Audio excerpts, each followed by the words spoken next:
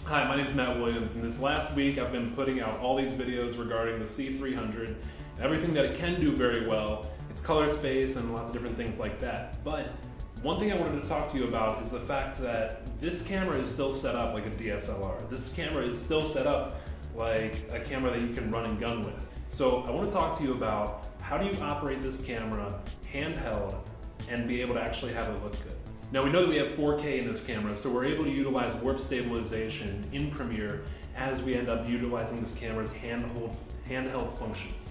So when you grab this camera, one of the things you notice, the strap on the side, is that all of the weight goes against the bottom of your hand here, because all this weight's going down, and it's pulling right at the top up here. So the first place you want to be able to stabilize is underneath the bottom. A lot of people have a tendency to go ahead and try to just hold all the weight in their right hand. That fatigue sets in pretty quick, so you don't really want to utilize that. So you have one hand on the grip on the side. The other hand you want to drop on the bottom to support the main amount of weight. And we're going to switch our screen up here a little bit, and then I'm going to show you how we end up walking with this camera.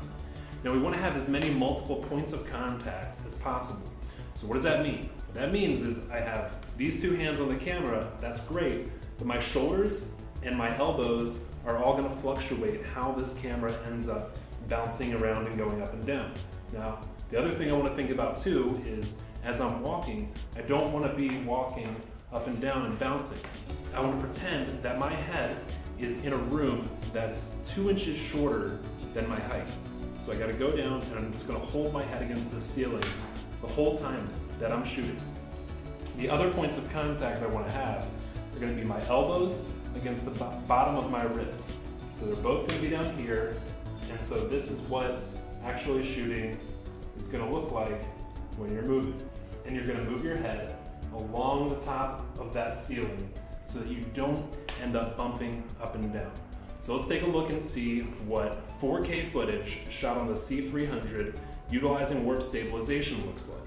After that, I'll go ahead and just walk regularly with the camera so you can see what it looks like in 1080 and also what you can see it looks like in 1080 when I utilize these techniques. Let's take a look. Okay, so the first thing I want to be able to do is I want to make sure that I have an L-series lens with an EF mount on this camera so I can utilize the function of the autofocus on this camera. It is a little bit slow even when you turn it up, but it does give you the ability to be able to keep your subject in focus, which is a huge deal. Now, I'm going to go ahead and start up this camera and I'm going to start recording, and we're going to take a little walk around and we're going to see what this ends up looking like.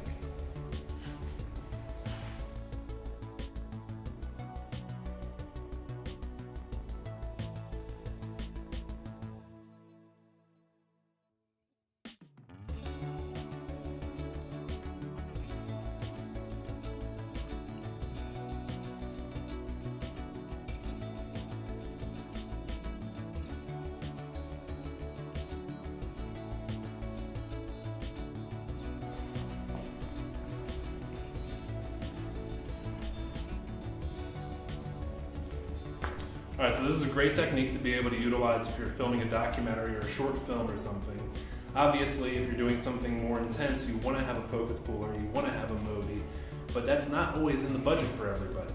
If you can get your hands on rental for a C300 at a good price, I don't know where you'd be able to find that. Maybe somebody who produces a video like this or something has an idea of where you could get it, but I don't know.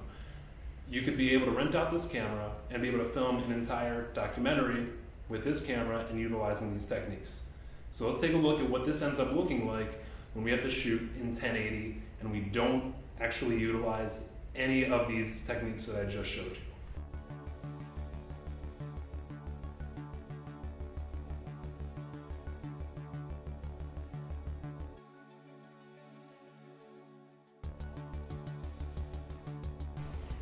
So what you're going to notice there is you're going to see the bounce in the camera that we're trying to avoid this entire time. That's just got put right back in. So imagine 2 inches below your head is where you want to live. Now in 1080, without any warp stabilization whatsoever, what's this look like?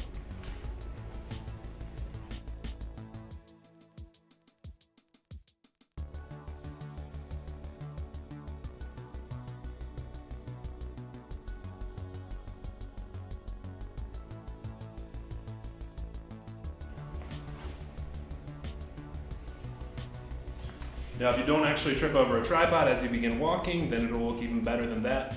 But start practicing these techniques because you never know what kind of budget you're going to be working with on the film. A lot of the films that I like to work on are films that I know that if I don't make it, nobody else is going to. And that limits my audience for sure, but that's why I'm a filmmaker, because I just want to make films that I want to be able to see that nobody else is probably going to be able to make, because no one's going to put the budget into it. So I like to be able to film with a camera where I utilize techniques to use it to its fullest ability, and if I have the ability to be able to get more tech and more gear to be able to stabilize this camera, then great.